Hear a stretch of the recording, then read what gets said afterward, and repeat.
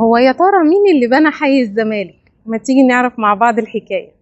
كالعادة نزلت أتمشى الساعة 7 الصبح في الزمالك، وطبعا في دماغي السؤال الشهير: يا ترى هو مين اللي بنى حي الزمالك وخلاه بالرقي والجمال ده كله؟ وعرفت لكم أصل الحكاية. ما هو كل شارع وله حكاية.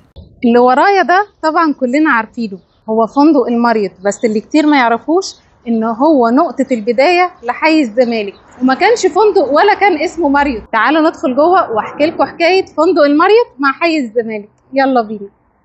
شوف يا سيدي، الحكاية بقى إن الخديوي إسماعيل قرر سنة 1869 إنه يبني قصر في حي الزمالك علشان يكون المقر الرسمي لضيوف حفل افتتاح قناة السويس. مش بس علشان الحفلة ده، علشان يبهر الإمبراطورة أوجيني زوجة الإمبراطور نابليون الثالث.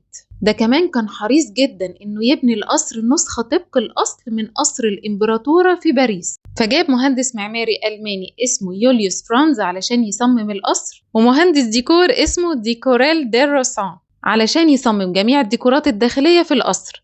وجاب أفخم ديكورات واكسسوارات القصر من باريس وبرلين، وتكلف بنى القصر في الوقت ده 3/4 مليون جنيه، وطبعا وقتها كان مبلغ ضخم جدا. وسمى القصر سرايا الجزيرة. وعايزة أقول لكم إن حديقة الأسماك ونادي الجزيرة كانوا حديقة القصر. انتوا متخيلين مساحة القصر ده كانت عاملة ازاي؟ وبعد حفل الافتتاح بدأ الخديوي يجيب مهندسين من فرنسا وإيطاليا لتخطيط وبناء حي الزمالك جنب سرايا الجزيرة اللي بناها على مساحة 60 فدان. وبعد ما كترت ديون الخديوي تم بيع القصر لشركة الفنادق المصرية لتسديد جزء من الديون سنة 1879، وحولوا القصر لفندق وسموه فندق الجزيرة. وفي سنة 1910 بقت الزمالك كلها قصور وفلل بس، وكانت سكن لمشاهير المجتمع من رجال سياسية وفنانين ورجال أعمال. وبدأت الناس تتجه للحي ده علشان حي جديد وجزيرة نص النيل ما تعرفش توصل لها غير بكوبري زي كومباوند كده مقفول عليهم.